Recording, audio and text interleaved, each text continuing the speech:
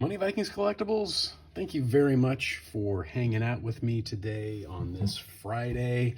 I think I've got a fun one for us all. We are going to explore Spider-Man Noir #1, which does happen to be a very hot collectible and comic at the moment. And we'll explore it a bit in the story, and I wanted to talk a little bit about some of my criteria for collectibles that I think will help a lot of people out there. So, #1, I think a lot of folks that watch our channel know that first rule of collectibles is to enjoy the item and the characters and the story. And so I really love the story here. I love the theme.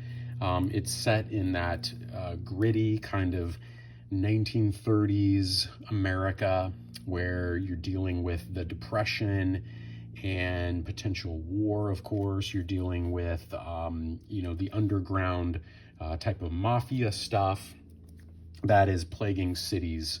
So it's also dealing with all kinds of things in terms of poverty and inequality and just a lot of things that the country was grappling with in the 30s. So it's just if anybody doesn't think that comics and collectibles aren't educational tools, things that inspire us as humans, they're just wrong, because these are amazing cultural artifacts, really. And we're so lucky to live in a world and day and age where these stories are told and we can invest in these collectibles.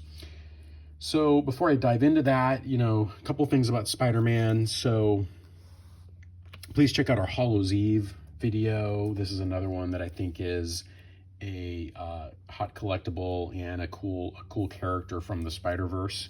So Hallows Eve, I'm expecting some big stuff there. Recently did a review of Spider-Man 252. To me, this is kind of a blue chip Spider-Man collectible, first black symbiote suit, which was actually the idea of a fan, which is kind of cool. And of course, you can't go wrong these days with investing in the first Miles Morales. This is really the future of the franchise, and such a key book, such a key character. So that's Ultimate Fallout from 2011. Ultimate Fallout #4 is the first time we meet Miles Morales. So anyway, back to the subject at hand. Of course, it is Spider-Man Noir. Set that aside. I am going to open this book up. I probably will. I'm going to be real careful. I would like to have this graded. This is a pretty nice, high-quality copy.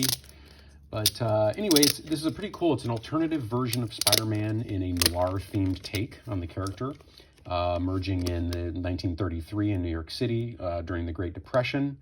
While investigating a smuggling ring, Peter Parker is bitten by what seems to be a highly venomous spider housed inside a spider god idol. Falling unconscious, Parker has a vision of the spider god promising him power. He then awakes inside a cocoon and emerges from it. So that's all pretty cool stuff. So let's explore this book here.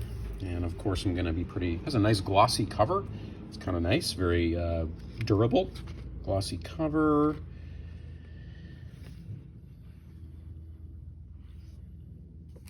Got outside the Daily Bugle there, Spider-Man Noir. Okay, it says, it's him. It's the Spider-Man.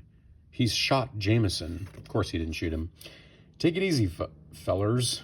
This is not what it looks like. Drop the gun.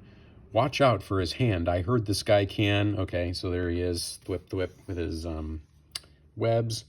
Stop right there, you freak. Okay. Okay, so he's sort of, I think he's convicting some crime. Okay, 3 weeks ago, what's it say? Is that all it was? Winter was setting in hard. Down below Riverside Drive, squatters had put up a shanty town along the Hudson from 72nd Street to 110th. So it deals a lot, the story deals a lot with inequality and kind of the struggles of the Great Depression. And Peter Parker is sort of dealing with all that. So it says, as feared, the vigilante Spider-Man wages a one-man war against the criminal underworld in New York City, partly to avenge the death of his uncle Ben Parker and mentor Ben Urich at the hands of the city's major crime lord Norman Osborn.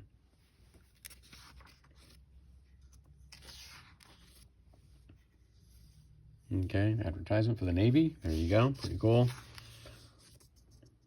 Let's see what's going on here. Damn it, why do those gangsters come after us? It's the system we're attacking. The banks, businesses, politicians. I should have gotten in my car and driven away, but something about the kid, the sheer stubborn, righteous anger of him. Are you allowed out after midnight? Okay. So he's taken to this brothel or something, I guess, or some sort of nightclub. Maybe I wanted to test him, to show him the brutal reality of the world and watch that light in his eyes die away. I hope you're not a prohibitionist, Peter. You're about to enter the hottest speakeasy in town. Welcome to the Black Cat. Ben Urich, who's this? Don't tell me you've been taking up babysitting. This is Peter Parker. Ignore the bruises. He got into an argument with an ox. Peter, meet Felicia Hardy, owner of this establishment, and the only woman I ever asked to marry me. She turned me down, God knows why. Take a look around here, Peter, because this is reality.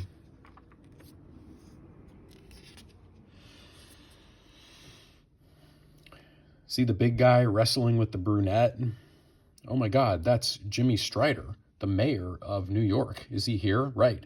And the dame with him is not his wife. Okay, you wanted to know why the goblin was coming after you? The goblin doesn't personally give a damn about you or your aunt or anyone else. He's freelance. He works for the highest bidder. They use him because it wouldn't look good to have the police suppressing freedom of speech. Okay, so this is the young Peter Parker getting thrown into the dark underworld of Gotham, right? This guy Osborn, how come they call him the Goblin? No one knows. He's a man of many mysteries, like why he chose to trawl through every broken down circus and carnival freak show to put his gang together. The Vulture was a geek. Before the Goblin found him, he was living, a geek, in a cage, biting the heads off chickens, okay? You don't ever want to cross the Vulture. Okay, there's the Vulture. All right. Good evening, Eric.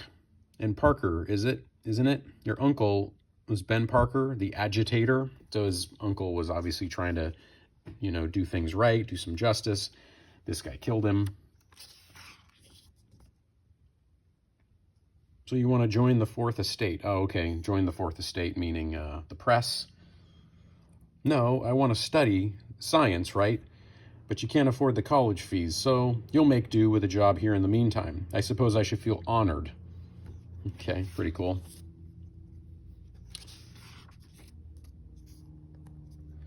Do you see that guy's wife? She knew who was to blame. Everyone knows what the Goblin is doing, but everyone's too scared to speak.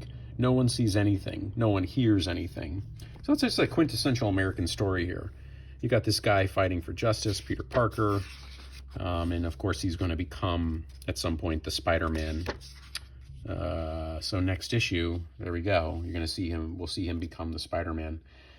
Oh man, really cool stuff. So thanks for joining Spider-Man Noir #1. Check it out. Like and subscribe, everybody, and have a great weekend.